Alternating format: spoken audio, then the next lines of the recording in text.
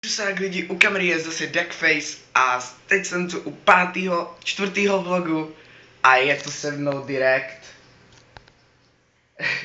který mě dneska ráno probudil. Byli jsme domluveni, že se staví o 6:30, samozřejmě, jak já mám v Facebooku do školy stávat 7:45, tak se prostě zvodil na mě, já jsem spal, Máti je v práci, sestra taky spala, taky to neprobudilo a ne blíž.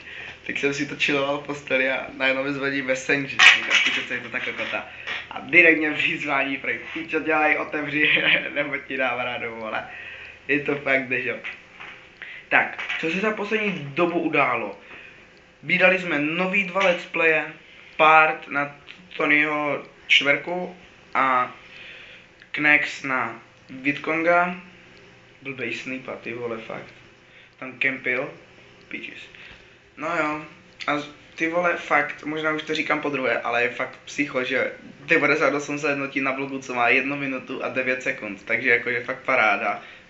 Už se to nějak zvedá, akorát jsme si vlastně všimli toho, že vlastně u nás vlogy jsou sledovanější než let's playe, takže by to chtělo buď tyhle let's play nějak zlepšit, anebo natáčet lepší vlogy.